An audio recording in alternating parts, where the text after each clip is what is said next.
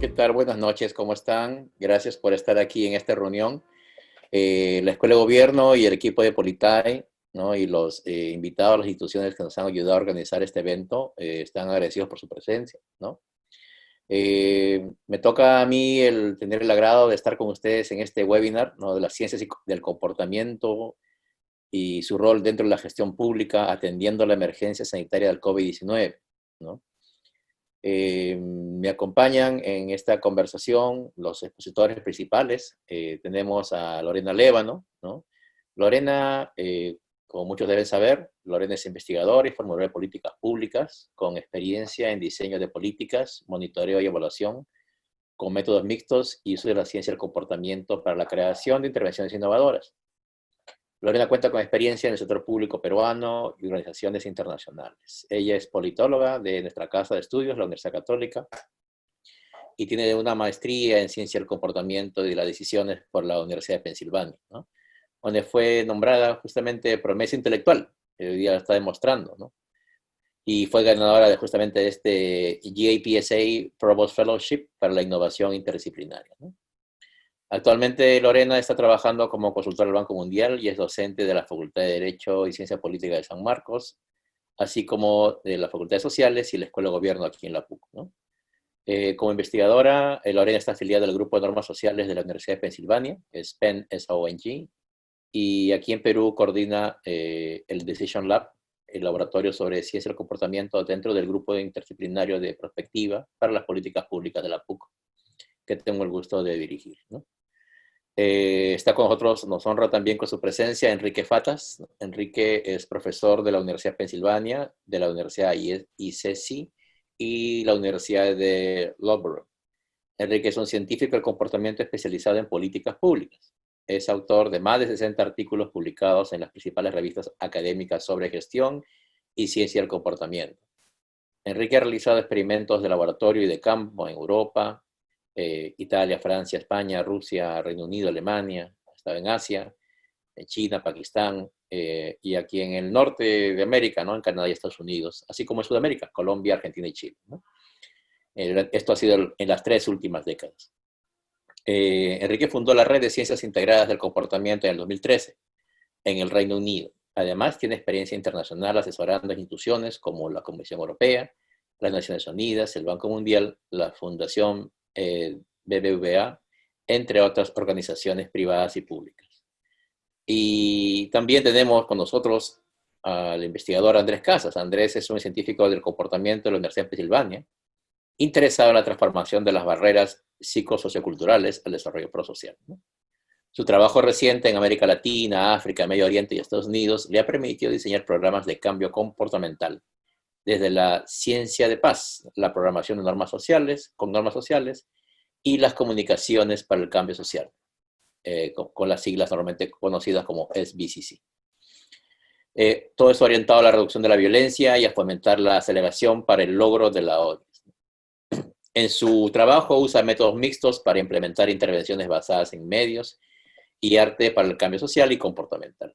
Actualmente es miembro del Centro de Normas Sociales y Dinámicas Comportamentales que dirige Cristina Bicchieri y del Peace and Conflict Neuroscience Lab de la Universidad de Pensilvania, ¿no?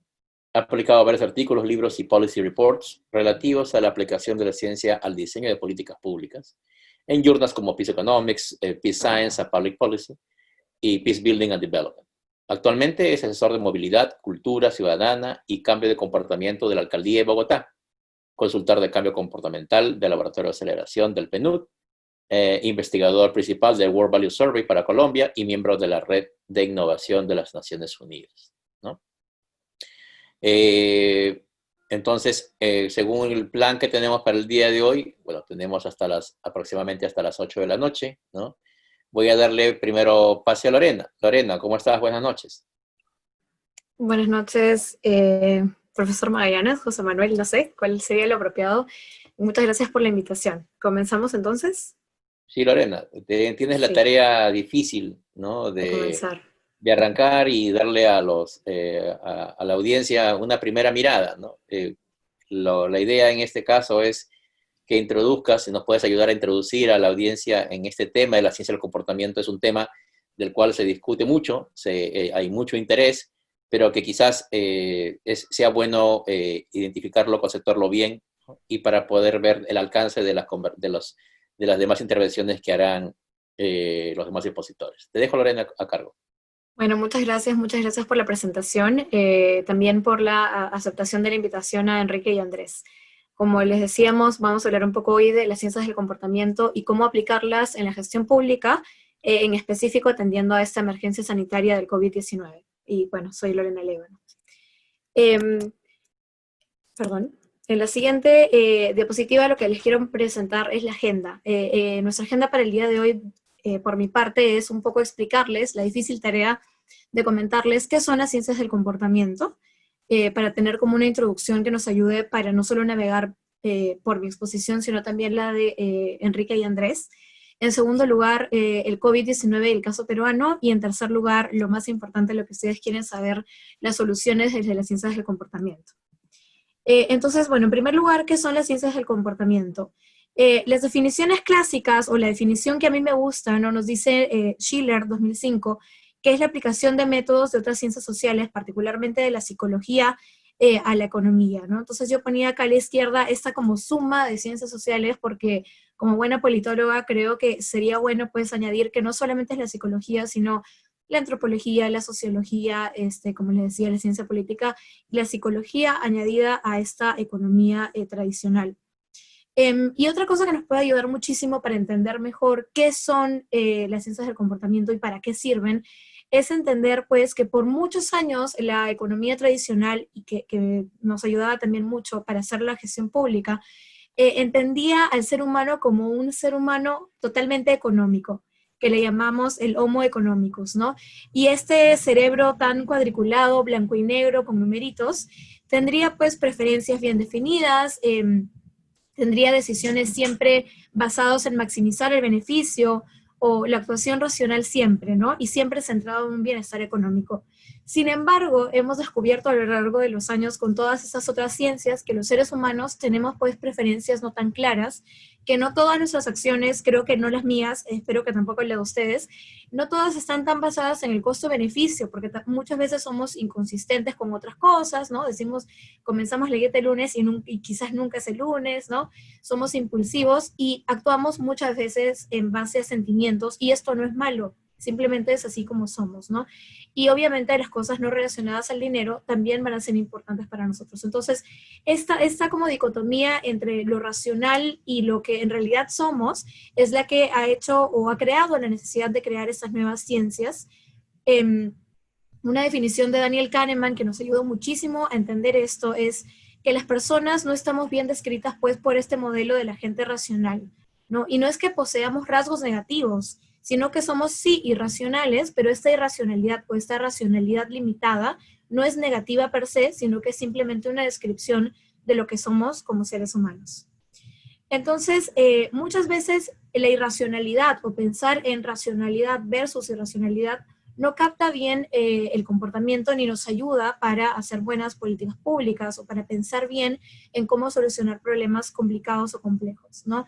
Entonces, esta frecuente caracterización errónea que nos hace tratar de ser robots un poco, ¿no? Es engañosa y no resulta útil, pues, desde una perspectiva política y mucho menos para la gestión pública, ¿no? Si hiciéramos políticas públicas para robots, quizás sería mucho más sencillo porque ellos siguen órdenes muy racionales y muy ordenadas, pero sabemos pues que en la realidad no es así, ¿no? Y que tenemos muchísimas cosas más que pensar. Entonces, algunas herramientas que nos dan las ciencias del comportamiento, y eso lo he tomado del BID, que tiene por sí un gran curso que nos da una introducción a las ciencias del comportamiento. Tenemos muchísimas sesgos cognitivos, heurísticas, atajos cognitivos que nos permiten tomar decisiones de manera rápida, que quizás no maximizan los beneficios económicos. Entonces, toda esta serie de información, de acuerdo a las preferencias, a las creencias y a la forma en la que los seres humanos procesamos la información, puede pues llevarnos a tener algunas mejoras a partir de las ciencias del comportamiento. Entonces, estas son algunas de esas herramientas. Y también hay otros estudios, ¿no? En este caso, por ejemplo, esta categorización de Buster Benson, ¿no? Nos dice pues que hay más de 200 sesgos cognitivos que pueden ser aplicados o agrupados en 4 grupos, vale la redundancia, como qué hacemos cuando hay mucha información, qué hacemos cuando la información, o que tenemos que darle sentido a la información, cuando no podemos recordar todas las cosas que existen, o cuando necesitamos actuar de manera rápida. Entonces, de ninguna manera queremos hoy, en esta hora y media del webinar, ¿no?, enseñarles todas estas 200 posibilidades, pero solamente mostrarles que existen. También es muy importante, y eso quería dejarlo muy claro el día de hoy, ¿no? Es muy importante saber qué no son las ciencias del comportamiento, y no son solamente una recolección de estos sesgos o atajos cognitivos o de mejores maneras de hacer las cosas, ¿no? Tampoco son una varita mágica que va a solucionar todos los problemas y que van a ser infalibles en todos los contextos. Entonces ustedes dirán, ¿qué son?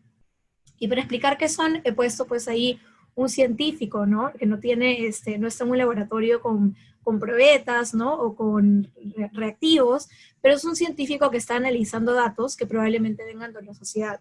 Y esto es muy importante porque las ciencias del comportamiento son un conjunto de disciplinas que estudian el comportamiento humano, pero a través de la investigación aplicada, ¿no? Es decir, a través de esta investigación aplicada, presentamos conclusiones que pueden ser demostrables empíricamente, es decir, en base a datos, en base a información recogida muy minuciosamente, pero que además son muy fáciles de comprender intuitivamente, y eso lo vamos a ver cuando explique un poquito más de qué herramientas podemos usar, ¿no? Y acá me tomé la libertad de hacer una definición de las ciencias del comportamiento y su aplicación para la gestión pública, ¿no? Pero es una definición personal a partir de lo que he leído.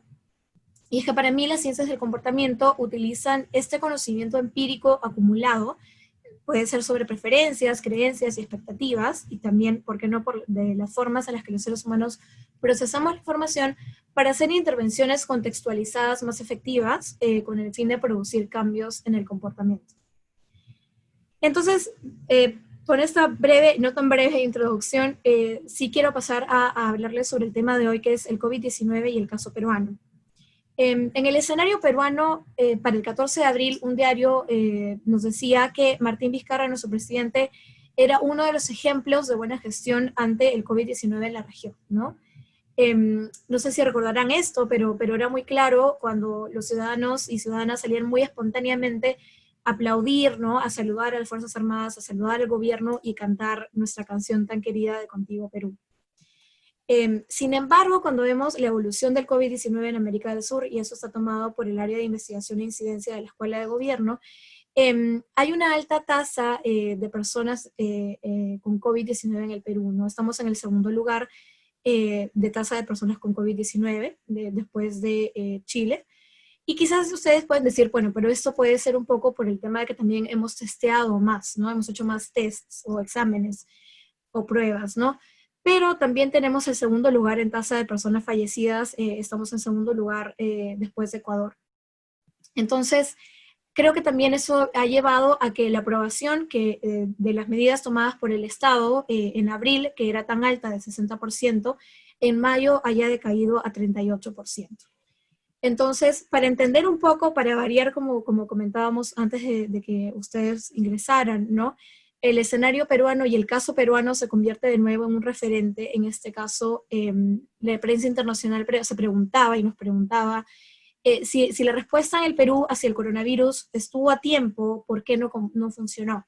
Y en el titular también ponían que se debe al comportamiento de las personas, ¿no? Entonces, en esa misma pieza, ¿no?, mencionaban pues que el hecho de que en la 8ª semana de confinamiento, y también con un confinamiento tan estricto, hayan personas positivas con el COVID-19, es pues que muchos lo contrajeron y no respetaron la ley, ¿no? Entonces, el gobierno responde a tiempo, pero el problema es el comportamiento de la gente.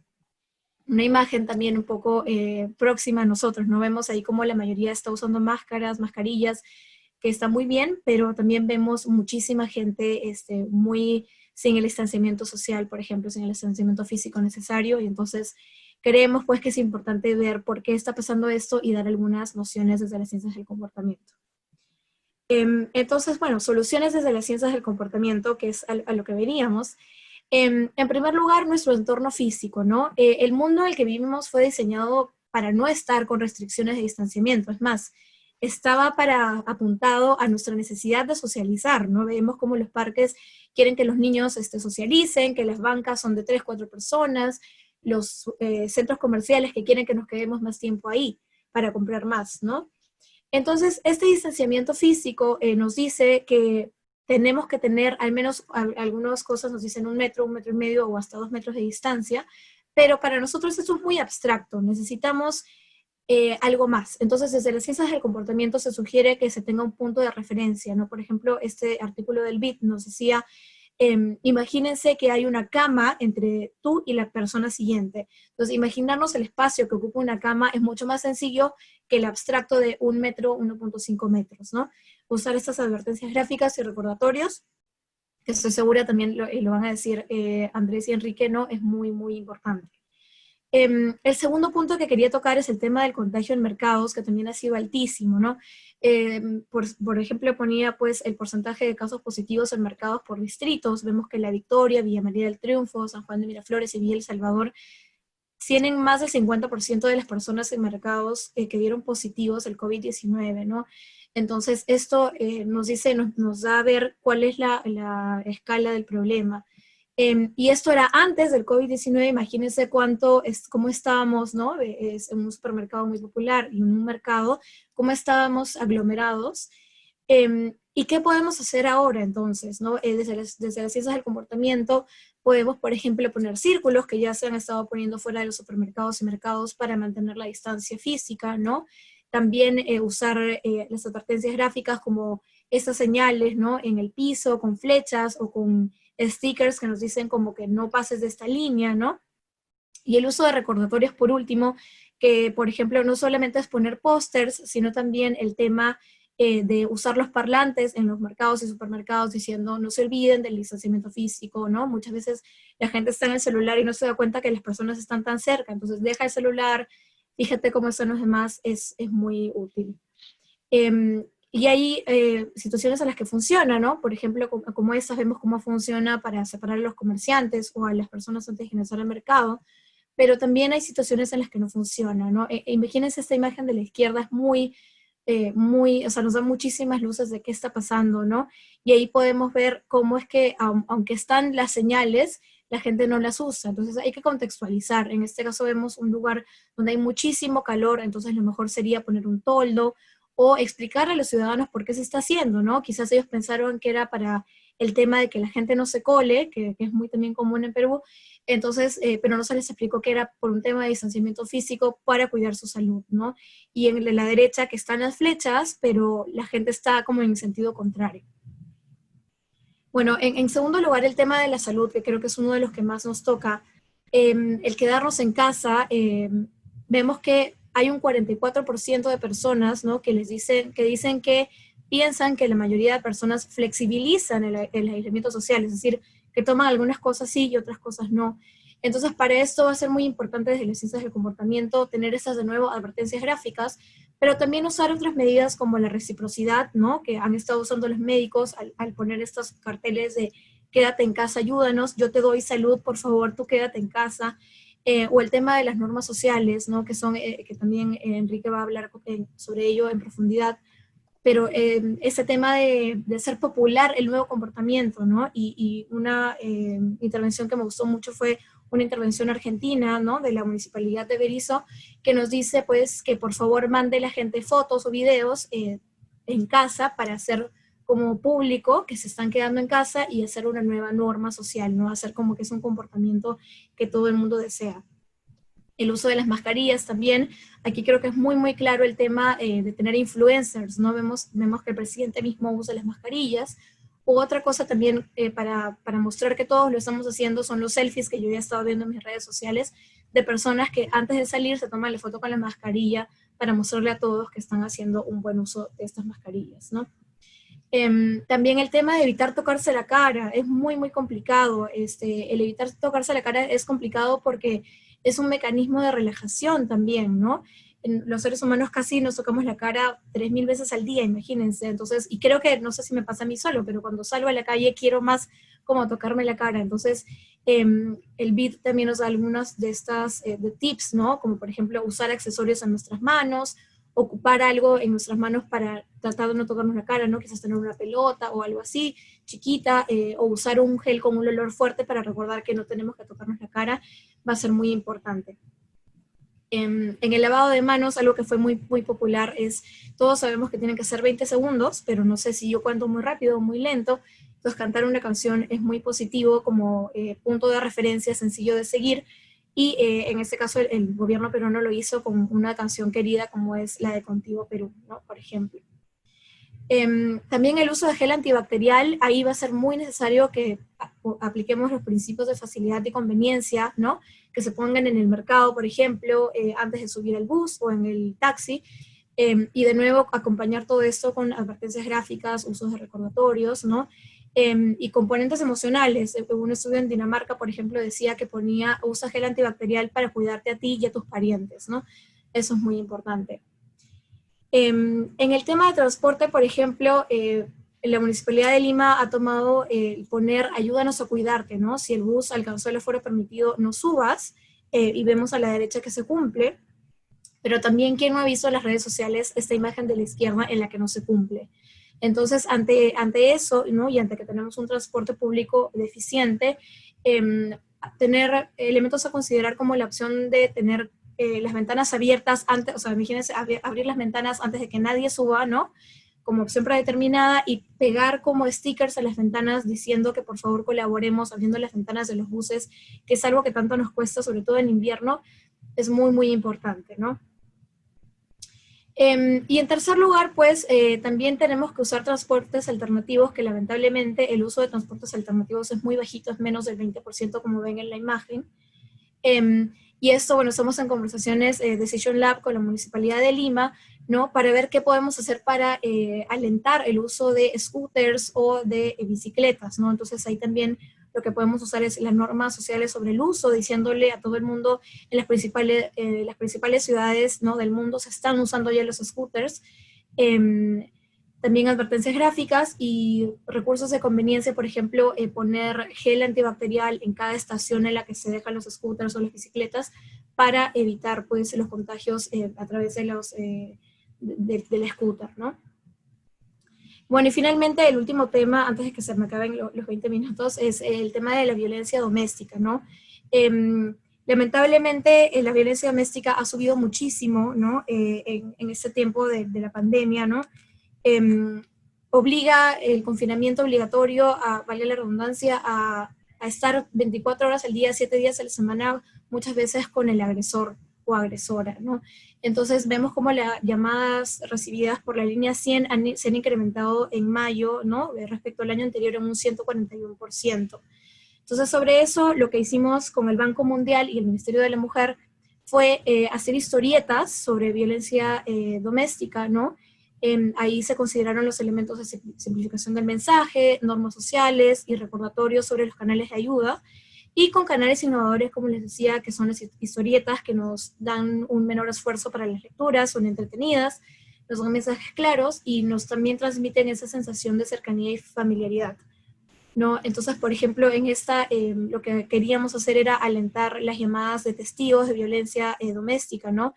Y poníamos a la izquierda un ejemplo de una pelea, ¿no? Entre un esposo y una esposa y el niño llorando que pedía ayuda, y a la derecha los vecinos que terminan llamando a la línea 100, ¿no? Entonces, esta acción de los testigos es muy importante.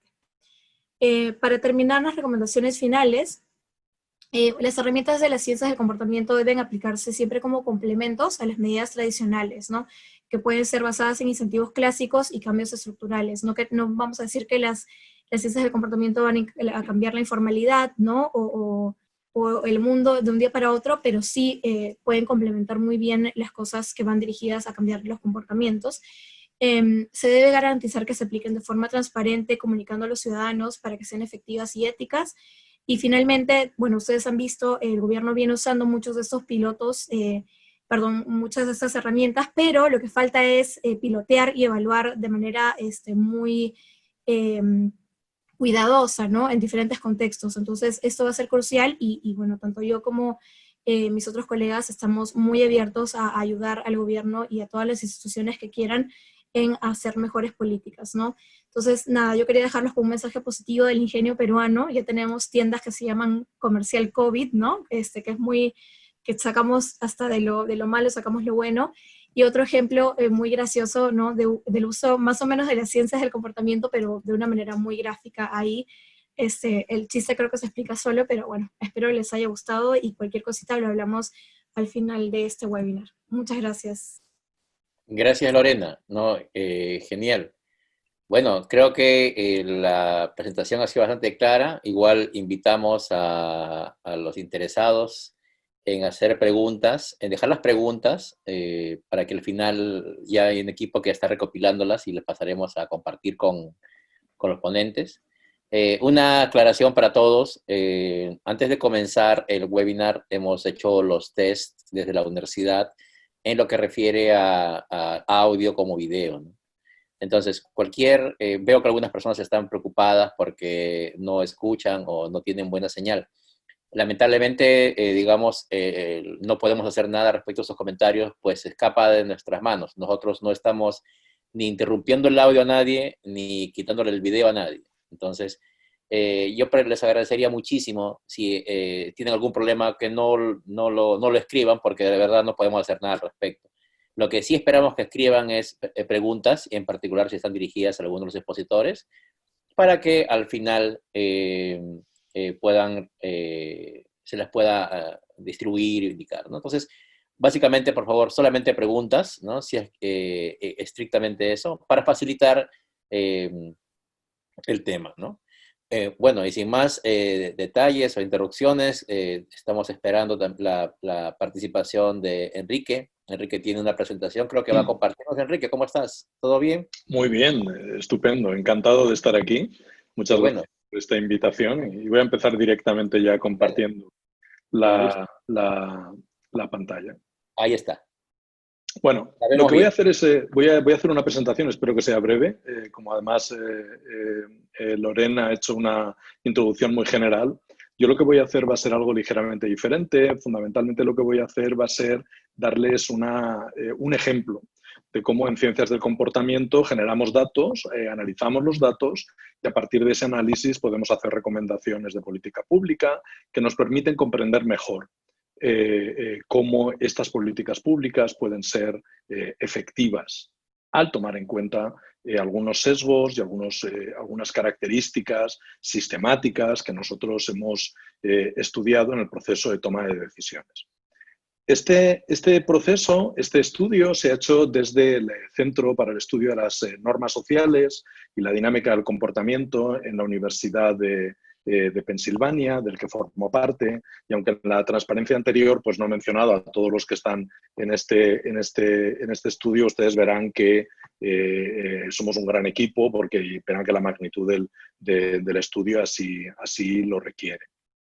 Desde el centro hemos asistido además, y el ejemplo que les voy a dar es solo uno, a diferentes tipos de proyectos que están relacionados con el COVID-19. No voy a hablar aquí de todos ellos, pero también otro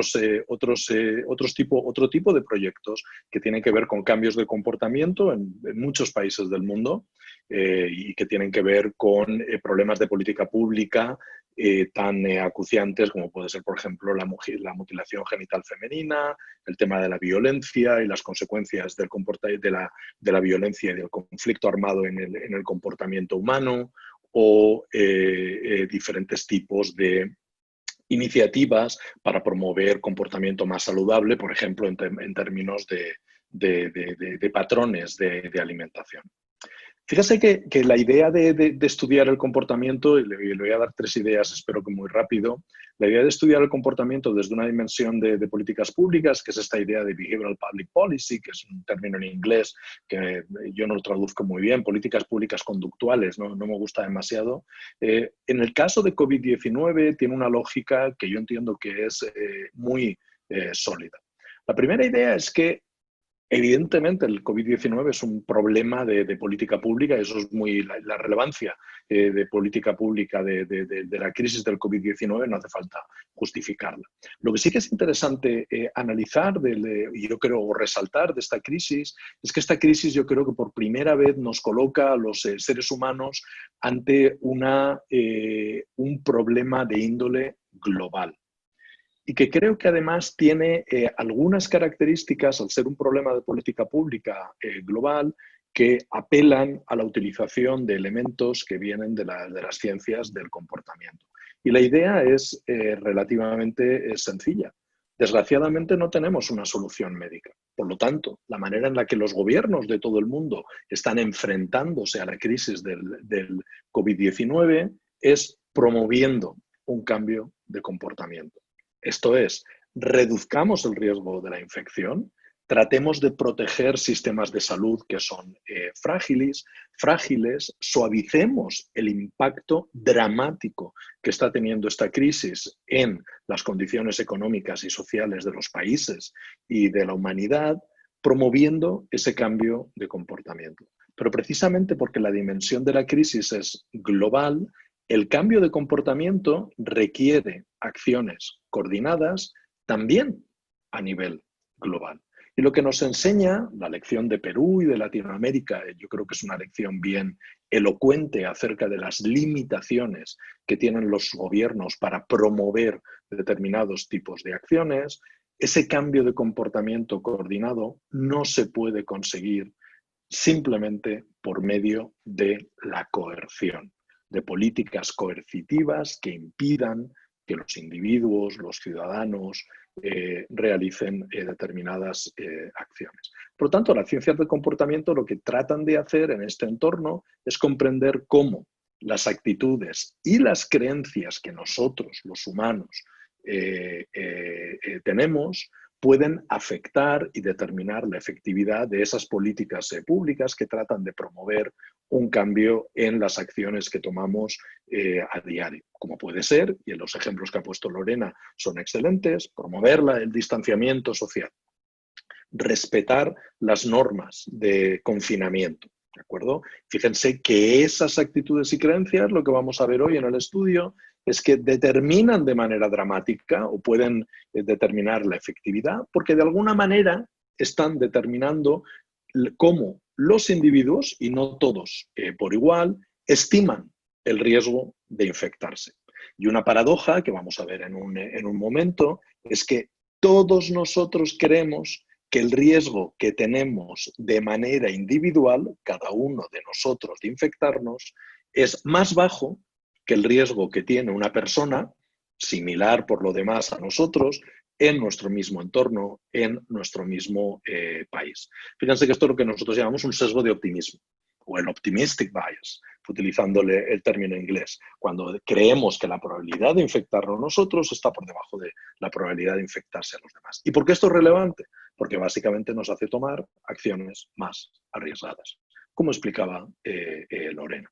También nos interesa conocer, y vamos a analizar vamos a ver esto en el estudio, cómo el éxito de las políticas públicas depende de la confianza que tengamos nosotros en determinados agentes. Y fíjense que nosotros en este estudio hacemos algo interesante y es no solo estudiar y caracterizar el nivel de confianza en diferentes lugares por diferentes individuos en el agente del cambio, que es el gobierno, sino también en la base del cambio del comportamiento, que es, y lo vamos a ver, lo voy a ver con un ejemplo, aunque nosotros lo hacemos con múltiples tipos de agentes, con el nivel de confianza que nosotros tenemos en los científicos, en la ciencia, en la Organización Mundial de la Salud, en los doctores. Y fíjense que esto puede estar relacionado, el tema de la confianza en la ciencia, con todas estas teorías, me resisto a llamarles teorías o ideas conspirativas acerca de lo que sabemos y no sabemos del origen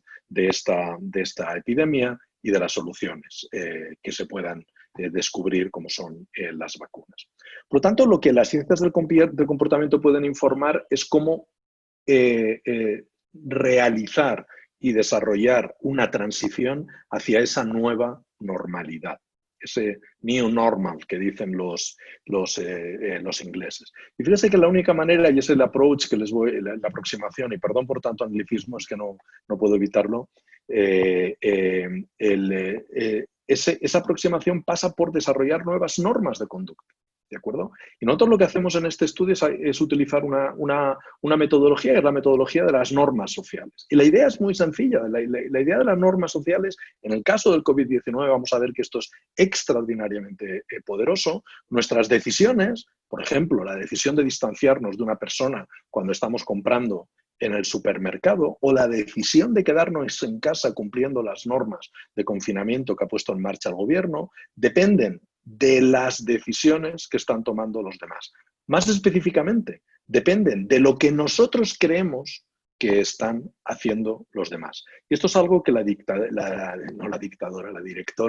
del Centro para el Estudio de las Normas Sociales y la Dinámica de Comportamiento, Cristina Vicchieri, ha desarrollado en su teoría de las normas sociales, en numerosos libros que estoy encantado de compartir con ustedes, algunos de ellos traducidos al español, el último traducido por Andrés Casas, otro ponente. La idea de Cristina Vicchieri es muy sencilla. Nosotros vamos a cumplir con el distanciamiento social y el confinamiento si esperamos que los demás lo hagan, que es lo que se llaman nuestras expectativas empíricas, y si además creemos que los demás piensan que esto se debería hacer. Se debería hacer, por lo tanto, es una expectativa normativa, no empírica, sino normativa. La aproximación de las normas sociales dice que a no ser que se den estos dos elementos, esperamos que los demás lo hagan y creemos que los demás piensan que se debe hacer, cualquier política pública va a tener serias dificultades para promover un cambio de comportamiento coordinado. Fíjense que para probar esta teoría lo que hemos hecho ha sido un estudio en 9 países. Lo hemos hecho en Corea del Sur, en China, en 4 países europeos, Italia, España, el Reino Unido y Alemania, suponiendo que el Reino Unido todavía se pueda considerar europeo, y en América lo hemos hecho en Estados Unidos, en México y en Colombia. Si ustedes se preguntan por qué no lo hemos hecho en Perú, nos encantaría haberlo hecho en Perú, pero la urgencia de este estudio hizo que no fuera posible hacerlo en todos los países que deseábamos. No se ha hecho en África, porque en el momento en el que se hizo hace unas semanas, la epidemia en África todavía iba más retrasada de lo que estaba en Latinoamérica. Fíjense que en este estudio lo que hemos tenido son muestras representativas de la población, alrededor de 1.300 personas por país, estratificadas, tomando como consideración fundamentalmente la variable edad y la variable género. Básicamente esto es lo que nos está enseñando esta tabla, la media, personas que están entre 35 y 45 años de media, con una muestra bastante balanceada, en torno al 50% de hombres y mujeres. Básicamente en este estudio lo que hemos hecho ha sido caracterizar no solo los individuos que participaban en el estudio, por su país, por dónde vivían, por si habían tenido que desplazarse, edad, género, educación, renta, ocupación, sino también por su exposición a la pandemia, individualmente o en términos familiares han estado expuestos a la infección, como les decía antes, sufren del optimismo en términos de cómo están caracterizando el riesgo de quedarse infectados, ellos, miembros de su familia o una persona de su mismo entorno, de su mismo país, y sobre todo las prioridades también en este segundo bloque que ellos identifican para luchar contra la pandemia. ¿Debería de colocarse la salud pública primero o debería de colocarse la economía primero y comprender que estamos pagando un coste también en términos económico y social? Esto nos lleva a caracterizar en los bloques 3, 4, 5 y 6 las acciones antes y después de introducirse medidas de confinamiento en los 9 países por los 9 gobiernos y también sus expectativas empíricas y normativas antes y después de que se impusieran estas medidas de confinamiento en los 9 países. Terminamos con un experimento que ahora les voy a explicar y con una caracterización de la confianza en el gobierno, la ciencia y en otros agentes relevantes. Fíjense que esta tabla de aquí nos está caracterizando antes del confinamiento y después del confinamiento acciones y expectativas. Déjenme decirle que cuando hacemos la media de todos los países, y aquí hay un sesgo, porque evidentemente los participantes en el estudio declaran acciones probablemente que son las que ellos quieren verse identificados con. Alrededor de 3/4 partes declaran que antes del confinamiento ya practicaban distanciamiento social y se quedaban en casa, y después del confinamiento entre un 95 y un 97%, dependiendo de la acción. Fíjese que lo interesante aquí con esta muestra de 1.300 personas por país, representativa de cada país, no solo podemos caracterizar qué es lo que hacían antes y después, podemos ligar acciones con expectativas antes y después, podemos ligar cambio de comportamiento debido al confinamiento y cambio de las expectativas. ¿De acuerdo? Fíjense que además podemos caracterizar sus prioridades haciendo preguntas sencillas como esta. ¿Cuál de las dos afirmaciones está más cerca de su punto de vista? Proteger la salud pública debería de tener prioridad.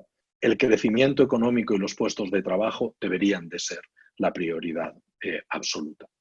En nuestra muestra tenemos que aproximadamente 1 de cada 4 personas ha estado expuesta individualmente, familiarmente, en su entorno, conoce a alguien que ha estado infectado, 1 de cada 4 a lo largo de los 9 países. Interesantemente, como le decía antes, un 62% de todos los participantes en el estudio sufren de este sesgo, el optimistic bias, todos ellos creen, el 62% creen, que individualmente tienen menos riesgo que la población en general. Fíjense que este tipo de sesgo, por definición, es imposible que se cumpla para toda la población. Es como si yo le pregunto a los conductores peruanos, ¿usted cree que conduce mejor que el conductor medio de Perú? El 90% me van a decir que lo hacen, pero es imposible que el 90% de los conducttores peruanos lo hagan mejor que la media. Este sesgo es muy parecido al ejemplo que les acabo de poner. La confianza, que es la última parte antes de que les explique el experimento, es un factor que cambia mucho entre países. Fíjense que en Latinoamérica, Colombia y México, es muy por debajo. Aquí 1 significa poca confianza en el gobierno, 4 mucha, mucho más bajo que el que hay en Asia. En Europa del Sur, Europa del Norte y Estados Unidos está a nivel intermedio. Sin embargo, la confianza en la ciencia, las diferencias son menos notables, y en Latinoamérica es más alta que en Estados Unidos, de manera interesante, muy parecida a la del norte de Europa y parecida también a la de China. ¿En qué consiste el experimento? Y voy a cerrar aquí, básicamente. Lo que hacíamos era presentar a los sujetos diferentes tipos de expectativas. En términos de distancia social, imagínese que usted en una situación donde pocos la practican y pocos creen que debería de ser practicada. Y lo que hacíamos era asignar de los 1.300 que teníamos en este país, de manera aleatoria, a los participantes a una de estas 4 condiciones. Pocos lo practican, pocos deberían practicarlo, estamos aquí. Muchos lo practican, muchos deberían practicarlo, estamos en la parte inferior derecha. Y en la diagonal inversa tenemos lo que denominamos expectativas incongruentes. Muchos la practican, pocos creen que deberían de practicarla, o al revés, ¿de acuerdo? ¿Para qué sirve este experimento? Para comprobar realmente si los participantes declaran, después de recibir esta información, que en ese entorno cumplirían las medidas de confinamiento o cumplirían las medidas de distanciamiento social con este tipo de viñetas. ¿Y qué es lo que encontramos? Fíjense, entre 0, aquí tenemos la densidad de la distribución de acciones, medidas entre 0 y 10. 10 voy a cumplirlo muchísimo, 0 no lo voy a cumplir nunca. Cuando las expectativas son siempre bajas, empíricas o normativas, son altas las dos, o estamos en las situaciones de incongruencia, ¿de acuerdo? Y lo medimos para cada región: Asia, Europa del Sur, Europa del Norte, Estados Unidos, Latinoamérica. Cuando las expectativas son bajas, el cumplimiento es básicamente entre 0 y 10, con diferencias. Uniforme, en el caso de Asia, fíjese que aquí tenemos más densidad en Europa del Sur en la parte izquierda, bajo cumplimiento, y algo parecido en Latinoamérica, en Europa del Norte, muy uniforme en Estados Unidos. ¿Qué pasa cuando empezamos a darles información empírica de que las expectativas son altas, se desplazan las curvas hacia la derecha, incrementan el nivel de cumplimiento. Si en vez de altas expectativas empíricas les damos altas expectativas normativas, un resultado muy parecido. Si las expectativas son altas, tanto empíricas como normativas, fíjense qué salto. En cada una de las regiones, la mayor parte de las observaciones se acumulan en altos niveles de cumplimiento, conformando nuestra teoría de que las acciones dependen de nuestras creencias y expectativas de lo que van a hacer los demás. Fíjense que, para terminar en 2 minutos, y sé que le estoy robando el tiempo a Andrés, por Dios, perdóname, ¿cómo podemos explicar este tipo de resultado tan potente? Uno, por el coste de oportunidad. Fíjese que aquí el cumplimiento con la distancia social depende positivamente del nivel de renta de los participantes. Si la renta es alta, no importa lo demás, se cumple más que si la renta es baja. ¿Y esto qué quiere decir? Porque no tiene que ver con educación. Tiene que ver que para los individuos de renta alta, el coste de oportunidad de cumplir con el confinamiento y la distancia social es más bajo que para los individuos de renta baja. En segundo lugar, con la confianza. Aunque no me da tiempo a explicar mucho esto, créanme, la confianza en el gobierno explica muy bien, y esto es lo que la tabla de aquí, tantas estrellas con un valor positivo, indica. Si hay confianza en el gobierno, aquellos que tienen confianza en el gobierno, cuando las expectativas son bajas, cumplen más. Pero es la confianza en la ciencia. Cuando las expectativas son bajas y altas, lo que mejor predice el cumplimiento de las medidas de distanciamiento social. Y por último, hay una diferencia tajante por las prioridades de los participantes. Aquellos que priorizan la salud pública cumplen más que aquellos que priorizan la economía. Para cualquiera de nuestros 4 tratamientos, particularmente cuando las expectativas son altas. ¿Qué hemos aprendido aquí? Pues que las expectativas empíricas y normativas son el principal factor para predecir el cumplimiento de las políticas implementadas por los gobiernos. Que la confianza en el gobierno juega un papel central solo cuando las expectativas son bajas, pero no cuando las expectativas empíricas y normativas son altas, y que sin embargo la confianza en la ciencia promueve el cumplimiento en los 2 escenarios. Que el coste de oportunidad importa y que promover la idea de priorizar la economía puede ser un lastre para el cumplimiento. En 15 segundos, fíjense que de cada una de estas 5 bullet points o puntos se derivan recomendaciones de política económica. Dependiendo de cuál sea la confianza en el gobierno o en la ciencia o en las creencias en priorizar la economía, tenemos que poner en marcha políticas diferentes. Las expectativas sobre lo que hacen los demás es clave para ese cambio de comportamiento coordinado. Perdón, Andrés, y muchas gracias por su atención. Muchas gracias, Enrique. Muy interesante la presentación. Gracias por compartir la investigación, y que seguro podremos compartir en algún momento con la comunidad de la Escuela de Gobierno cuando esté todo listo para ser publicado y difundido. Nuevamente le pido a la audiencia el día de hoy, ¿no?, que utilicen el chat para dejar preguntas, ¿no?, y exclusivamente para eso, para facilitar que cuando al final de las presentaciones podamos distribuir algunas preguntas a los expositores, ¿no?, y hacer más fácil el trabajo del equipo que está recolectando las preguntas. Bueno, Andrés, ¿cómo estás? Buenas noches. Muy buenas noches, muchísimas gracias por la invitación y gracias a todos por la súper interesante charla. José Manuel, gracias por organizar este espacio, a todos los estudiantes y las personas de los equipos del Laboratorio de Decisión que han permitido hacer esta conversación tan interesante. No, con gusto, te tenemos aquí. Bueno, sin más preámbulo, te dejo a cargo de la presentación. Perfecto, muy bien. Muy buenas noches. Voy a compartir pantalla ahora. Como tenemos, digamos, retos de tiempo, porque nos gustaría entrar a una pequeña conversación, voy a centrarme en uno de los aspectos de mi presentación, de lo que habíamos precisamente tratado de identificar como ya unos antídotos. A mí me toca la parte más aplicada.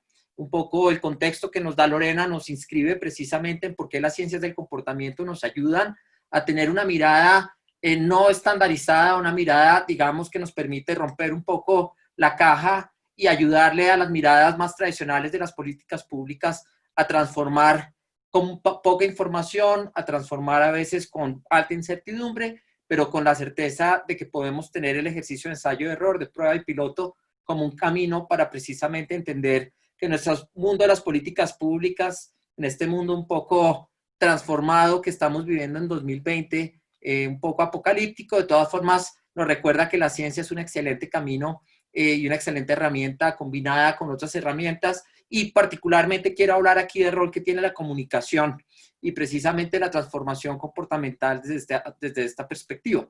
Entonces, digamos que un poco la distribución de temas, habíamos acordado que yo iba a hablar un poquito de los temas de la comunicación en crisis. Este es un tema donde se ha centrado muchísima de la literatura que siento yo en ciencias del comportamiento, sobre todo los think tanks, los centros de investigación alrededor del mundo, los más famosos, Behavioral Insights Team, el Ideas 42, la Universidad de Pensilvania con quien trabajamos, estos estudios, por ejemplo, que Enrique nos acaba de mostrar que estamos desarrollando en el Centro de Normas Sociales y Dinámicas Comportamentales, pero de todas formas también hay otra literatura aplicada muy centrada en los problemas centrales que enfrentan los gobiernos en momentos donde, como ya lo estábamos diciendo, hay bastantes mecanismos que nos llaman la atención precisamente a observar el rol que tiene la psicología de crisis y la forma en que podemos ayudar, sobre todo a los temas de salud pública y a los otros frentes de trabajo en la construcción de confianza, que es un elemento que ya Enrique mencionaba. Aquí voy a mencionarlo rápidamente, y donde, digamos, quiero llegar al caso de Bogotá, que es la ciudad donde estoy en este momento, y que nos permite de pronto contar algunas historias de éxito donde estamos empezando a recoger un ejercicio muy juicioso de información que el Observatorio de Cultura Ciudadana de la Alcaldía Mayor de Bogotá y a través de las entidades ha venido haciendo de la mano de una red precisamente interna de estos equipos de gobierno que han salido precisamente a entender muy bien, y sentimos nosotros que es un caso inicial. Si tuviéramos, ya que estamos en América Latina, creo que todos podemos acordar que quienes estamos como entre el mundo de la academia, el escritorio, la ciencia de escritorio, pero la ciencia de territorio de la mano de la toma de decisiones, encontramos muchísimo este reto. Y yo diría que si tuviéramos que buscarle un padrino, digamos, una deidad que acompañe y que inspire el trabajo duro de quienes pensamos y de alguna forma estamos informados por esa tendencia a meternos con problemas que no tienen solución, como son estos de los retos sociales, y particularmente aquellos que tienen que ver con emergencias complejas como las que estamos viviendo en este momento, pues un poco citando a Sísifo, que sería un poco el patrón de estas conversaciones que estamos dando hoy, porque son precisamente retos muy difíciles que queremos ver. Y un poco volviendo sobre lo que tocaba Lorena, y para empezar a darle cierre a ese, digamos, a ese elemento que arranca con la investigación, que arranca precisamente con todo el ejercicio de los Behavioral Insights, de cómo tomamos aprendizajes que vienen de la investigación rigurosa para llevarlos a la mesa de la toma de decisiones, de la participación pública, y por otro lado, un ejercicio muy puntual que es cómo traemos esos tres elementos que nosotros estamos pensando pueden estar afectando algunos de estos comportamientos. Todo este elemento del pensamiento automático, el pensamiento social, y un elemento que muchas veces queda un poco a un lado, pero que ha cobrado mucha importancia para ver la variación de respuestas que los estados y las sociedades han tenido, y claramente el caso outlier, en este caso el caso excepcional de Nueva Zelanda y Suecia, comparándose con otros casos donde, digamos, toda esta discusión acerca del herd immunity, la relación, digamos, la confianza de los suecos en torno a la disciplina social y al llamado, digamos, para el comportamiento. Y la gran pregunta es que sabemos que la cultura se come a la estrategia de desayuno, como lo dicen en las teorías de negociación y de psicología cultural, y es muy importante dar como una conversación en torno a eso. Entonces, como tenemos temas de tiempo, yo lo que quiero es concentrarme en algunas claves que quiero mostrar y algunos resultados de lo que venimos haciendo y estamos haciendo actualmente en la ciudad de Bogotá. Un primer elemento central es ver algunos de los pues, como elementos muy puntuales que los podamos observar de lo que hablaba Enrique, que están pasando, porque Bogotá ha sido una ciudad exitosa en términos de poder lograr el ejercicio de cambio coordinado del que hablaba Enrique, que es tan difícil, digamos, con muchos retos, pero también con un elemento que quiero mostrar y es, digamos, preguntarnos en este momento cómo este rollo de la nueva normalidad, pero sobre todo cómo vamos a entrar a una segunda fase y qué retos tenemos desde las ciencias del comportamiento. Una primera sería esta imagen que les quiero compartir rápidamente de un noticiero de hace una semana. A sus casas y la idea que ya tienen otros tantos de que el coronavirus es una mentira y que subirse a un bus lleno que ya no tiene espacio no hace ninguna diferencia. Yo pienso que esto ya deberían de normalizarlo, hermano. Esto ya no es de tenerle miedo al COVID ni nada de eso, porque eso, no sabemos si la verdad exista o no exista, porque eso es una farsa del gobierno, no se sabe.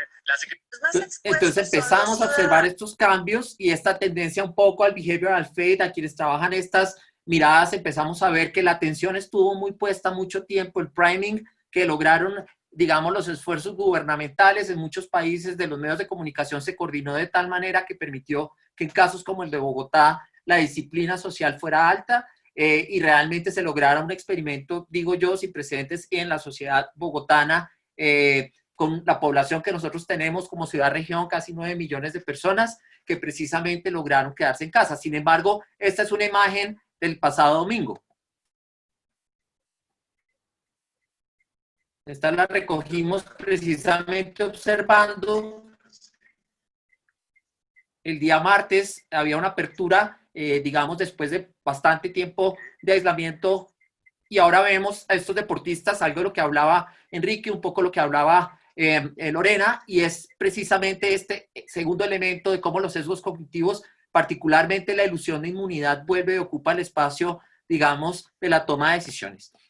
Teniendo esto en cuenta, vemos también algo de lo que Lorena ya habló, y son estos mecanismos que quien dirige este grupo, que es Henry Murray, ha denominado, y me parece muy interesante este concepto, y es que también hay mecanismos como de relajación en momentos, espacios y lugares particularmente que se vuelven aún más riesgosos y peligrosos. Entonces, quienes siguen estos temas han estado escuchando mucho el trabajo importante que ha hecho en América Latina el Banco Interamericano de Desarrollo y nos ha traído, digamos, esta discusión, toda la iniciativa que ha tenido el Behavioral Insights Team, que ha tenido, digamos, con estos espacios en castellano, donde hemos podido traer estas conversaciones, y también hay Días 42, donde estamos trayendo estas conversaciones a la discusión latinoamericana. Y algo muy importante es ver qué sirve y qué no en esta comunicación de crisis, y por eso quiero compartir con ustedes rápidamente algunos elementos que han sido exitosos en Bogotá y que estamos, digamos, probando y piloteando. Este es una portada del 26 de abril. Bogotá empieza con un aislamiento, llamémoslo voluntario, con un ejercicio muy interesante donde la alcaldesa mayor, Claudia López, logra hacer una estrategia muy interesante de foot on the door, de poner el pie en la puerta, como lo llama Cialdini, invitando a hacer una prueba, digamos, y de alguna forma se llamó de esa manera el simulacro vital. Y era un ejercicio donde precisamente se llamó a la acción y después se coordina el gobierno nacional un poco también a este ejercicio. Sin embargo, los medios de comunicación también empezaron a darnos estas interpretaciones. Entonces empezamos a observar cómo mecanismos comunicativos pueden, sin darse cuenta, estar generando un efecto perverso en términos de la imagen que vemos, la simbología que encontramos, el lenguaje, encerrados hasta el 26 de abril con una imagen de una persona que claramente se ve estresada, que no se ve, digamos, tranquila. Y vemos que nuestra alcaldesa ha tratado de hacer un ejercicio muy interesante precisamente de lidiar y navegar esta crisis con algunos éxitos, yo pienso muy importantes, en los cuales no me voy a centrar ahora, pero quiero centrarme sobre todo en algo que Enrique decía, y la clave en Bogotá, por algunas semanas, estas mediciones se vienen haciendo desde el 16 de marzo en la ciudad y hemos podido observar cómo hay precisamente ese encuentro entre confianza y adhesión a la norma, que es algo que Enrique estaba mostrando y que parece muy importante también con una especie del efecto de framing y de priming, es decir, con el efecto de encuadre llamado a la acción ciudadana, con la respuesta de la ciudadanía y cómo vemos que a través de las localidades, que son, digamos, las unidades territoriales de Bogotá, vamos viendo la variación entre confianza y adhesión a las normas durante precisamente esto. estas semanas. Para no demorarme un poco en algunos otros ejemplos, vimos respuestas ciudadanas muy emotivas a situaciones donde el personal médico estuvo amenazado, donde vimos problemas de convivencia y observamos respuestas masivas que lamentablemente en algunos casos no tomaron las planas de los noticieros y los periódicos, pero que sin embargo lograron un efecto muy importante. Entonces, entre los muchos datos que fuimos recogiendo, fuimos encontrando que las personas tenían precisamente cada semana moviéndose hacia el efecto de atención, el efecto de autocuidado y un elemento central que es del que quiero hablar ahora y es lo que logró que Bogotá hoy tenga, comparado a otras ciudades de la región, una tasa de fallecimiento por millón de habitantes mucho menor que otras ciudades. Y tal vez algo que funcionó puntualmente fue que muchos de estos trabajos se basaron precisamente en probar modelos previamente de mensajes, de respuesta y en coordinar. Esto claramente toma tiempo y estamos en proceso también porque es un ejercicio de ensayo-error donde estamos tratando de centrarnos en una comunicación para el cambio social y comportamental centrada precisamente en nominar los ejercicios de cambio positivo y buen comportamiento, retomando mucho de lo que Enrique nos acaba de mostrar con las conclusiones del estudio comparado que está haciendo UPenn. En ese sentido, vemos que hay unas claves muy importantes que nos llevan a transformar. Este es el modelo de Thomas Coombs y su equipo en Hope-Based Communications, que es toda esta corriente que nace en Amnistía Internacional y que en Bogotá hemos tomado precisamente como el parámetro para la construcción de comunicaciones, digamos, sobre todo, que nos ha permitido probar mensajes, hacer experimentos controlados de mensajes a través de las localidades y lograr precisamente encontrar que en Bogotá hay 3 mensajes que tienen mucho poder, que están logrando precisamente dialogar muy bien con la cultura local y que de todas formas observan la heterogeneidad territorial. En Bogotá ya estamos en una fase de microterritorialización del cuidado, es decir, zonas que se decretan zonas de cuidado especial que tienen un tratamiento distinto al resto de la ciudad y que plantean un reto muy fuerte a estos factores iniciales que ustedes vieron. Simplemente para contarles algunas de las conclusiones que empezamos a sacar con la prueba aleatoria que hemos hecho de mensajes, vemos que al menos en Bogotá, combinar información fáctica con costos familiares ha tenido un gran efecto muy importante en que la gente mantenga la atención y logre comportamientos prudentes. Hemos intentado también ejercicios donde mezclamos la información fáctica con normas sociales para precisamente evitar el lenguaje, que es una tentación muy automática de hablar desde unas comunicaciones basadas en emociones negativas que, como hemos venido comprobando, bloquean mucho la acción y lo que hemos encontrado es precisamente poner la norma descriptiva como un ejercicio positivo digamos, de éxito compartido y de estima de grupo, que es un elemento muy central del cual podemos hablar ahora. Y finalmente tenemos también unos resultados interesantes en torno a cómo microterritorializar el ejercicio y también hacer, como decía el profesor Fataz, una especie de feedback a través de la información que no solo informa, sino que tiene un factor pedagógico central que ayuda a que la gente pueda, digamos, corregir percepciones que están, digámoslo, no bien calibradas por esta tendencia a la que hablaba Lorena y de la que hablaba Enrique y que es muy importante,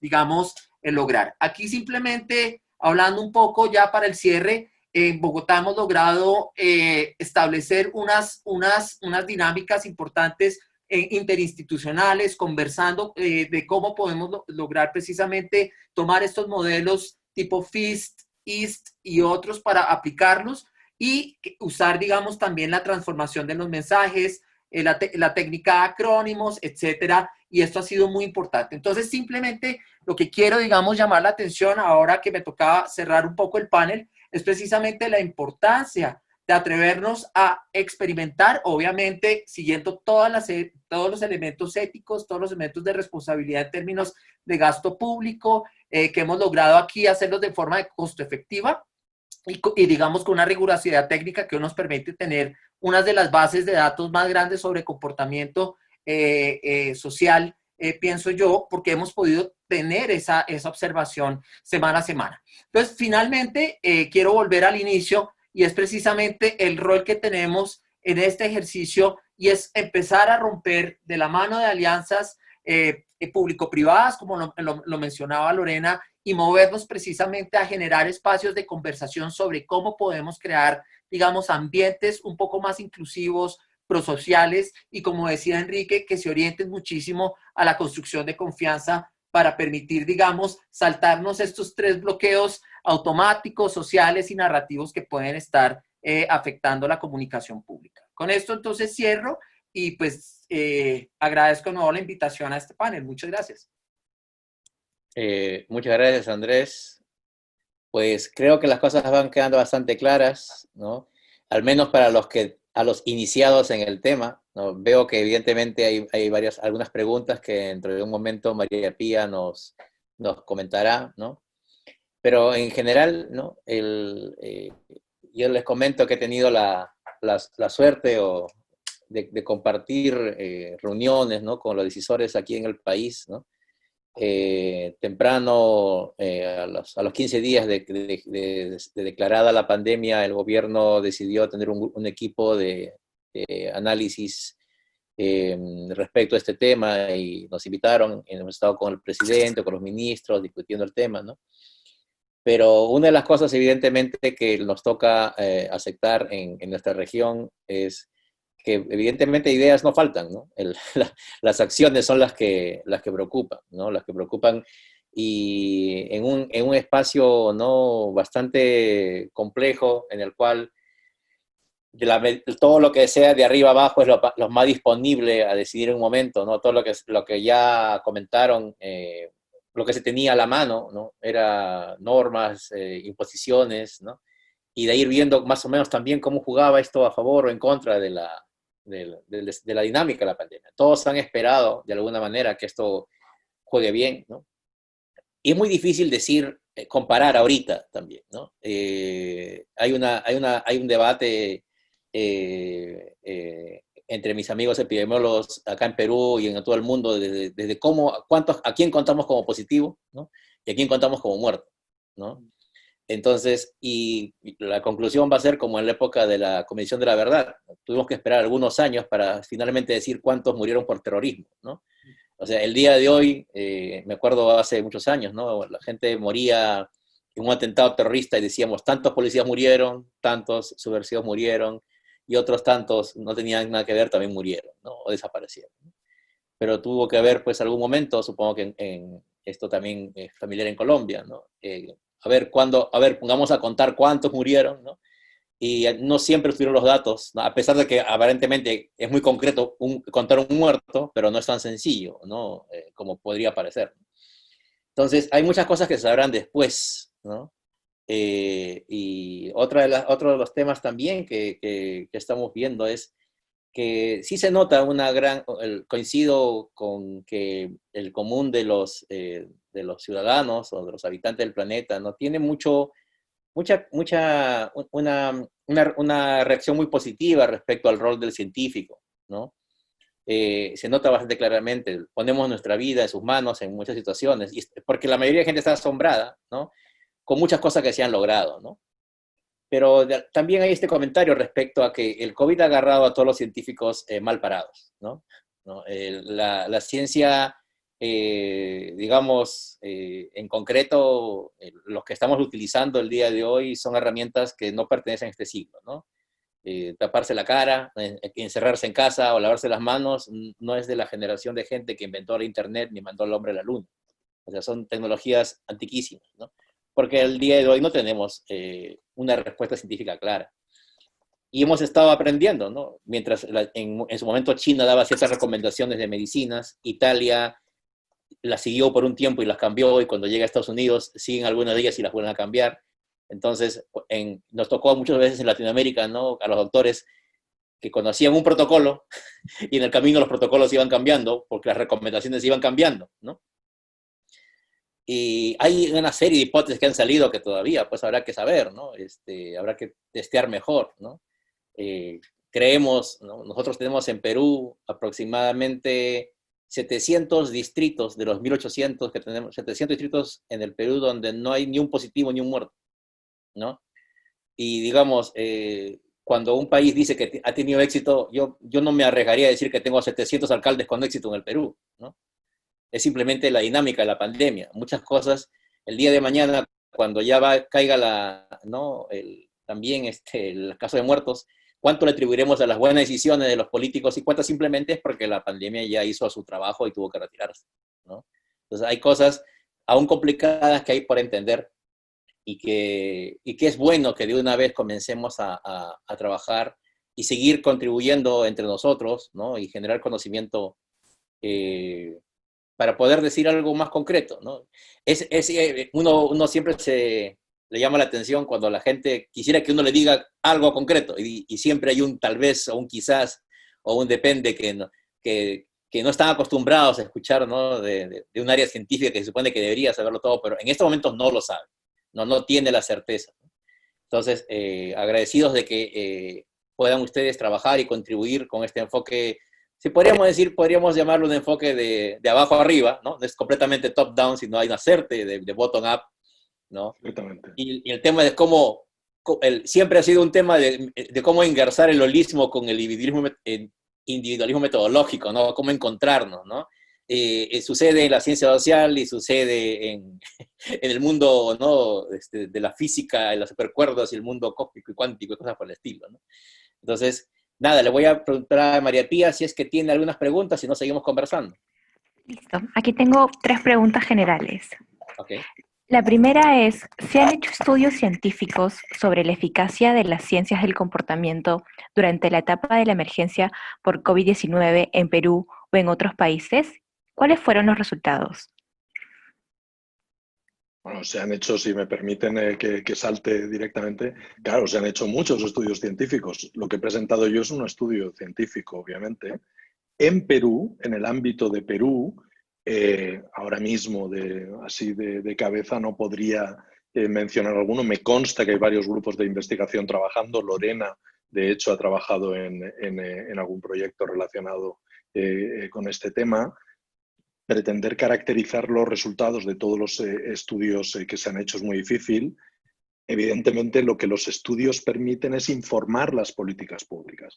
Creo que Andrés ha hecho un buen ejemplo explicando cómo se puede ayudar a diseñar campañas de comunicación que permiten mejorar la reacción, el cambio en el comportamiento de los individuos. El enfoque que yo he presentado es un enfoque que tiene que ver básicamente en cómo tratar de cambiar las normas de conducta apelando a las normas sociales y apelando a las expectativas, cambiar las expectativas que tienen las personas, que muchas veces son incorrectas, y de hecho eso es una parte del estudio que no he podido explicar por falta de tiempo.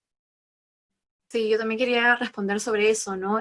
Toda la información que hemos venido, yo de manera quizás muy didáctica, también por eso no se nota la dificultad que hay detrás de los conceptos y los contenidos, pero todos estos tips, digamos, o consejos se basan en experimentos sociales, pero también en experimentos de campo que generalmente, como ya vi que algunos ponían también en el chat, están generalmente basados en RCTs, ¿no? En esas evaluaciones rigurosas y minuciosas para entender qué mecanismos funcionan mejor. Entonces vemos que en Perú se están utilizando las maneras para hacer los mensajes o posicionar en lugares convenientes, etcétera, pero lo que nos falta es la medición. No podemos decir que haya ciencia aún en Perú, quizás a gran escala, porque nos falta medir qué mensaje es el que funciona mejor, ¿no? Entonces, por ejemplo, algo que podría funcionar en un distrito en específico o en un contexto A, quizás no funciona en un contexto B, y no hay manera de determinar en qué contextos sirven y qué variables van a ser importantes si es que no hay esas evaluaciones rigurosas, ¿no? Entonces, por ejemplo, solamente de mi parte, el gel antibacterial era de Dinamarca, habían ejemplos de Estados Unidos, los ejemplos de transporte eran de Corea del Sur, los de bicicletas de México y Bogotá, que quizás Andrés quizás ya lo implementó. Entonces, creo que en Perú se están haciendo muchísimas cosas, pero lo que nos falta es la evaluación rigurosa, que también es costosa y entendemos que a veces no se puede hacer, pero que la recomendamos y estamos acá para eso. Sí, y si me permiten sumar a lo que los colegas han planteado, yo creo que hay 3 puntos. Primero, yo pienso que la oportunidad precisamente de entender que el ejercicio científico es un ejercicio de ensayo y error, o sea, no es un ejercicio de certeza, y un poco las ciencias del comportamiento se centran en la idea de que los modelos estándar están fallidos. Hemos demostrado, digamos, como comunidad, y digo los que nos hemos parado en los hombros de gigantes, que llevan años y años, muchos de ellos latinoamericanos, personajes en Perú, en Argentina, en Colombia, toda una red grande de personas que trajeron la economía de comportamiento en los años 90, 2000, a hacer los primeros experimentos de campo, en situaciones de recursos de uso común, y después la entrada, digamos, de esta nueva, digamos, generación de Behavioral Economics, pero también de Behavioral Sciences, que es mucho más amplio, y por eso ven en este panel que no estamos tan centrados en el notch inicialmente, estamos muy centrados más en la comprensión del rol que tiene la cognición social, las creencias compartidas, la cultura y la trayectoria del camino que los territorios y las poblaciones tienen. Entonces, el segundo punto que quiero, como en el que quiero hacer mucho énfasis, es que, de nuevo, las ciencias del comportamiento, como bien lo decía Lorena, no pueden ser ahora un fetiche, ni una bala de plata, ni una solución instantánea. Son una alternativa precisamente a los remedios legalísticos de nuestra región, que para un problema hay 40 reformas, y aquí hay algo muy importante, es precisamente la apuesta de nuevos gobiernos que están no solo tratando de hacerlo mejor con la ciencia para que sus presupuestos, que son muy escasos, tengan el mejor impacto salvando vidas, pero por el otro lado algo muy importante, y es que hay una apropiación, siento yo, muy interesante de las ciencias sociales, que están abandonando un poco esta discusión que teníamos en nuestras academias latinoamericanas todavía de la Guerra Fría, y entonces usar un dato era ser imperialista, y yo creo que es muy importante que nos estamos moviendo a una nueva página de la política pública. Y ahí finalmente quiero cerrar con algo muy importante, y es la apertura que tenemos hoy a innovar desde nuestros territorios, y esa alianza de las que hablaba José Manuel entre decisores, ¿no? Que pues algunos son políticos, pero otros son burócratas, gente especializada con muchos años de gestión del conocimiento en esto, pero también el rol que tienen las comunidades en esto. Alguien lo decía en el chat, es increíble que todavía nuestras soluciones sean lavarnos las manos, sobre todo en contextos en nuestros países donde no hay agua potable ni agua limpia. Entonces también es importante entender que tenemos que diseñar soluciones no para Dinamarca, sino, como en Colombia decimos, para Cundinamarca, es decir, cada territorio necesita, y eso es algo muy bello del Behavioral Science, y es que entiende que el contexto importa y la historia importa. Entonces, de nuevo, estas no son soluciones, y por eso ustedes ven que toman tiempo. Digamos que algunos gobiernos son criticados porque toman tiempo en responder en términos de entender mejor el contexto, y pienso hoy que pues en América Latina tenemos la oportunidad de colaborar para facilitarnos este proceso en un aprendizaje compartido. Sí, siempre es complicado en la academia cuando uno anuncia algún evento, ¿no? La ciencia del comportamiento y el COVID, o la medicina natural y el COVID. Entonces, siempre la audiencia puede esperar una bala de plata, ¿no? O sea, que hemos encontrado, ¿no?, algo en particular, y realmente la gente que investiga está llena de preguntas, y nos reunimos para escuchar qué opinan de nuestras preguntas, qué opinan de nuestros métodos, cómo estamos avanzando, ¿no? Y compartiendo con Andrés y con Enrique, con Lorena, ¿no? Darle a conocer a la gente, ¿no?, que quizás haya cosas que se hayan dicho que tienen mucho sentido común y que puedan haber sido conocidas con otros nombres, ¿no? Antiguamente, o hace 20 años, 30 años, ¿no? Pero lo cierto que hay que precisar es que esto en algún momento se ha vuelto más interdisciplinario, se ha vuelto de alguna manera más robusto, más metódico, ¿no? Y la entrada que hoy día se ha entrado, que es inclusive mucho más cuantitativo o computacional, o sea, hay mejores herramientas que los precursores que lanzaron las primeras ideas, ¿no?, que podían tener.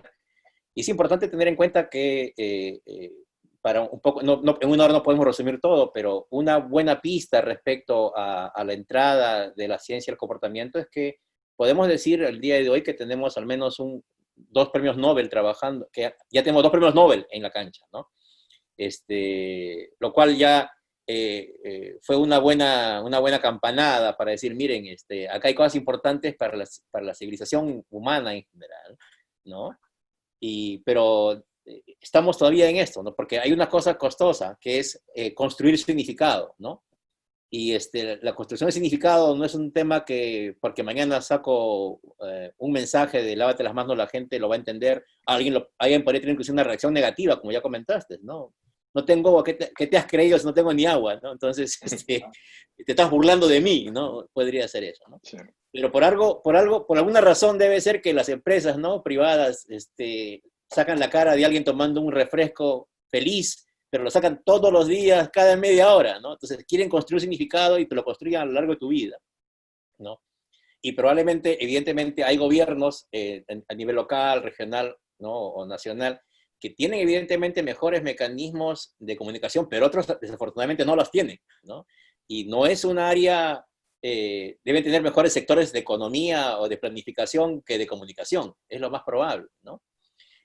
Bueno, ahí nos encontramos todos, básicamente, ¿no? Y estamos en esas encrucijadas y nos tocó vivir esta pandemia. Y No yo sé pienso si... que tenemos, perdóname, y en esto llamar un poco a Enrique a esa conversación y a Lorena, que yo creo que tenemos la ventaja de ser un territorio, y hablo de Iberoamérica, que ha tenido tantos contrastes, tantas situaciones, tantas restricciones, donde vive el primer mundo del subglobal en el mismo territorio de una ciudad, etcétera. Creo que tenemos una ventaja comparativa para asumir estas crisis, pese a todas las restricciones, y yo me centraría mucho en buscar un poquito ese optimismo, en buscar soluciones y sobre todo buscarlas en lo que la gente ya hace, que creo que es un elemento muy importante, y creo que el estudio que Enrique presenta nos empieza a mostrar cómo hay que tomar precisamente elementos que son tan esenciales como la confianza en serio para diseñar políticas que de pronto a punta de dinero y transferencias condicionadas no se van a resolver. Yo no soy desgraciadamente tan optimista, ¿no?, como Andrés, pero sí que soy optimista en el sentido que creo que esto siga lo que estaba diciendo José Manuel, sobre la efectividad mirando al coste, ¿no?, cómo de costo efectivas, no sé si esto es buen español, son este tipo de intervenciones. Y yo creo que en el ámbito de Latinoamérica esto es particularmente importante. Tú has mencionado las políticas de comunicación, José Manuel, y yo creo que las políticas de comunicación son un fantástico ejemplo que muchas veces se han menospreciado y se han, considerado como factores marginales que pueden o no afectar, tener resultados en términos de políticas públicas. Son un fantástico ejemplo de cómo con un coste muy reducido puedes generar resultados muy diferentes. Yo creo que uno de los problemas o uno de los factores que explica bien por qué en Latinoamérica, hay dos factores que en Latinoamérica explica bien por qué el patrón de la pandemia es muy diferente al que se ha observado en otros lugares. Uno, básicamente, es la economía. Como he presentado muy brevemente acerca de mi estudio, uno de los factores claves que explica el cumplimiento es el coste de oportunidad. Usted tiene un coste de oportunidad muy alto de cumplir porque necesita la plata, porque tiene un trabajo informal, tiene que salir de su casa, ¿de acuerdo? Y eso explica por qué en Latinoamérica las pandemias, en muchos casos, como por ejemplo Colombia, que es un caso paradigmático, pero también pasó en Chile, han empezado muy despacio, pero han sido imparables. Mientras que en otros países han tenido el pico y han caído. ¿De acuerdo? La realidad del desarrollo de Latinoamérica no es la realidad europea, ni es la realidad de Estados Unidos, ni es la realidad de China ni de Corea del Sur. Pero también es cierto que lo que hemos visto, por ejemplo, en alguno de los vídeos de Andrés, apunta a que la gente ha perdido, quizás por una falta de una política de comunicación efectiva y basada en ciencias del comportamiento, ha perdido la confianza en lo que estaban haciendo y han dejado de creer que la pandemia fuera una amenaza real. Han dejado de pensar que era un riesgo para ellos y para sus familias. Han dejado de identificar que las personas que veían en la calle dirigiéndose a su trabajo, que a lo mejor era esencial como parte de la apertura que ha habido en todo Latinoamérica para tratar de evitar el colapso económico, era algo necesario y controlado. Y cuando crece en la población en general la idea de que no es tan arriesgado y de que además todo el mundo está incumpliendo la norma, ¿cuál es el resultado? Que todos la incumplen. O se incrementa el porcentaje de gente que la incumpla, aumentan los casos, aumentan las muertes. Eso son dos lecciones que se derivan directamente del tipo de estudios que hemos presentado hoy. Enrique, solo para agregar, y lamento pues que nos quede corto el tiempo, pero viendo muchas de las preguntas, algunas de las preguntas eran sobre el miedo, ¿no?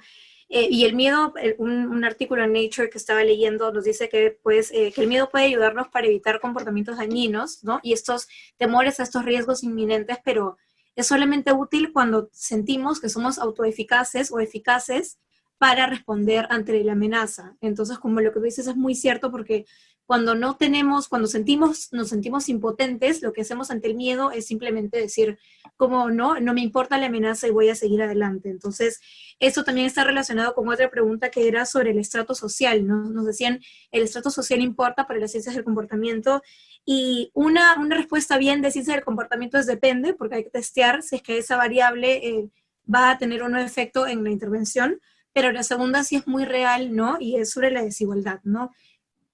Como decía en el PPT, nuestras ciencias del comportamiento son herramientas complementarias, centradas en cambios de comportamiento, como su nombre lo dice, pero la desigualdad y los cambios estructurales, ¿no? Como mencionaba Andrés, lavado de manos, necesitamos agua y desagüe, eso es básico, ¿no? Y eso no lo vamos a cambiar con un nudge. Entonces, creo que los tres, por eso me gusta mucho, porque compartimos este conocimiento y este amor por las ciencias del comportamiento, pero también entendiendo todos las limitaciones que tiene, pero sí, positivos al final. Solo 5 segundos para decir una cosa sobre el miedo. De los 9 países que hemos estudiado, ¿dónde es más alto entre la población este sesgo optimista? A mí no me va a pasar. Le va a pasar a los otros, pero a mí no. En Colombia, y no es casualidad, en Latinoamérica, un 82% de los participantes en Colombia sufren de este sesgo. Es el más alto de todos los que hemos analizado.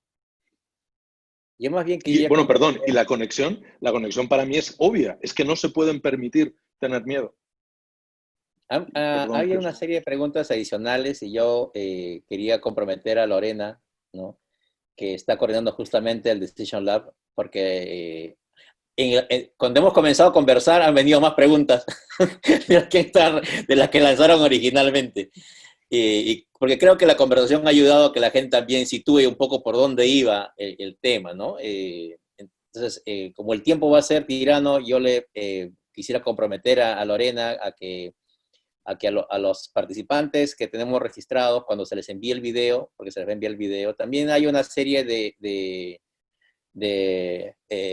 FAQ, ¿no?, de preguntas, ¿no?, que han llegado, ¿no?, y que de repente podríamos comprometerlos para responderlas con tranquilidad. Muchas personas están pidiendo bibliografía, por ejemplo, ¿no? Entonces, de repente incluir por ahí una lista de lecturas básicas, ¿no? O sea, el tema da para bastante y creo que podríamos convertirlo en algo sustancioso para las personas que quieren aprender. Tenemos muchos estudiantes, tanto de pre como posgrado en la audiencia, y gente que está trabajando algunos de estos temas, ¿no? Entonces, con cariño y respeto a las personas que ahorita han comenzado a poner preguntas muy interesantes, vamos a grabar las preguntas y voy a pedirle a Lorena y si bien ustedes nos pueden ayudar, ¿no?, con algunas ideitas, genial, ¿no? Nos toca cerrar el tema, ¿no?, con pena, pero lo que queda aquí en claro, ¿no?, de las preguntas ahorita, ¿no?, es que, digamos, hay personas que... Yo me junto con ingenieros X y tienen una idea de qué es lo que hacer con la pandemia, ¿no? Uno se junta con médicos y tienen una idea de lo que tienen que hacer con la pandemia. Hablas con un grupo de economistas tradicionales, por así decirlo, ¿no?, y tienen una idea de qué hacer con la pandemia. O sea, y nuevamente, ¿no?, el tema es cuándo encontramos, cómo encontramos un espacio para que encontremos cómo encajamos todo esto en la complejidad social, ¿no? No es una tarea sencilla, es una tarea a la que nos estamos yendo, ¿no?, de alguna manera. Que le hayamos puesto un gorro de ciencia del comportamiento, ¿no?, es justamente esa necesidad, ¿no?, de decir, no, ¿sabes? Por si acaso no soy psicólogo, ¿ok?, solamente, o no soy antropólogo solamente, ¿no? Por si acaso, ¿no? O no soy economista conductual solamente. O sea, hay algo en el individuo, ¿no?, que un modelo desde arriba lo podemos ver como un atípico, pero no, nosotros sí nos interesa, porque ese típico está diciendo mucho probablemente, ¿no?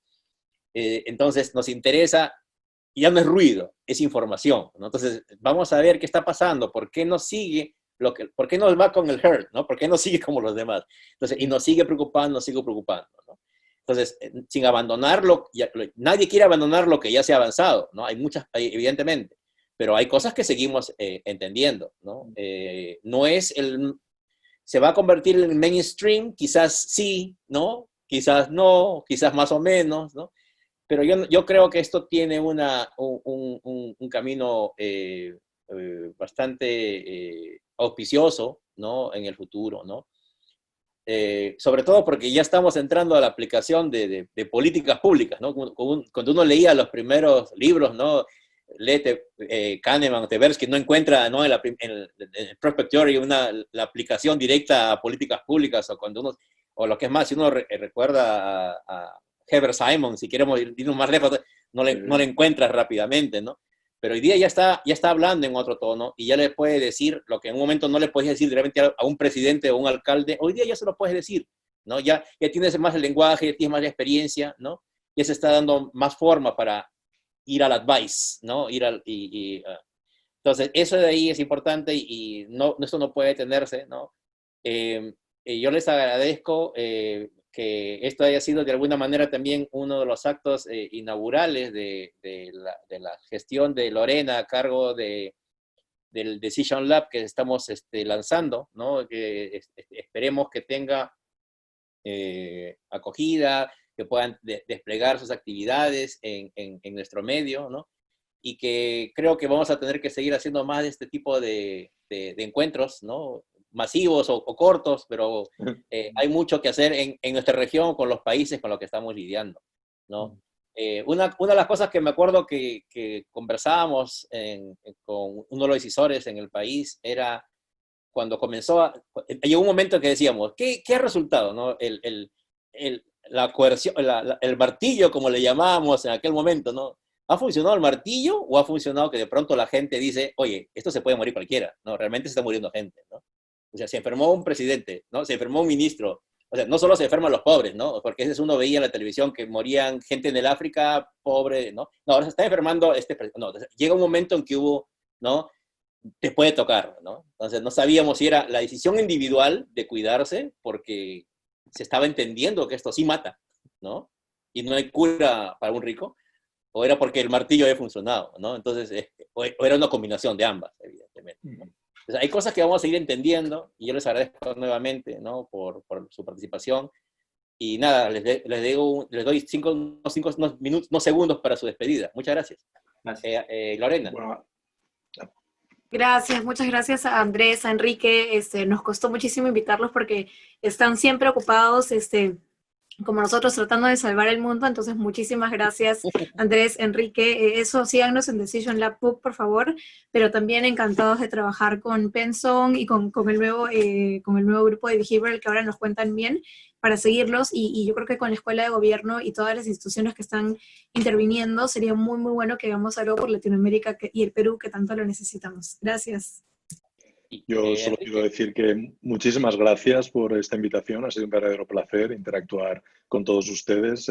Hoy sé que han quedado muchísimas preguntas muy interesantes, pero era imposible responder. Respondió alguna, pero pocas. Y encantado de participar en cualquier otra iniciativa que desarrollen en el futuro. Lorena, José Manuel, mi compromiso. Estoy seguro que Andrés también va a estar dispuesto. Y nada, de nuevo felicitarles y muchas gracias por la invitación. Sí, para mí, de nuevo, muchos agradecimientos. Para cerrar, 3 ideas. La primera es que nos gustan mucho las ciencias del comportamiento porque parten de una idea y es la neuroplasticidad, la capacidad que todos los seres humanos compartimos para cambiar. Yo por eso soy optimista y utilizo la ciencia del comportamiento para desarrollar ese optimismo. Segundo, algo que salía en la portada de un medio muy interesante de científicos comportamentales que se llama Behavioral Scientist, que le recomiendo mucho, un artículo que nos dice, empezó a moverse hacia la discusión social y nos decía, si el COVID nos deja algo, es la misión de no volver a lo que había antes. Y por eso el mensaje de cierre es, en América Latina hay una red muy grande, creo que el BID está haciendo un gran trabajo, está la red BBS, en la red de Bogotá Behavioral Economics, y Experimental Economics en Bogotá.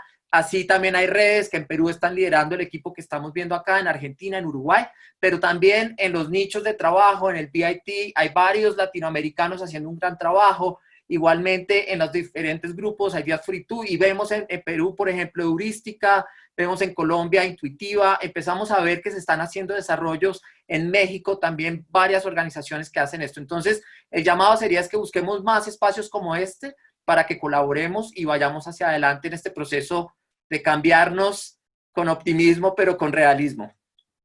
Genial. Ahí habría puesto el link del grupo que coordina Lorena del Facebook, así que espero tener muchos likes el día de hoy y los siguientes días.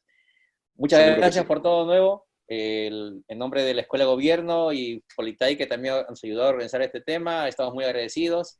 Y nada, creo que esto ha sido el principio de una buena aventura, de largo aliento. Hasta luego, muy buenas noches. Gracias a todos. Chao, buenas noches.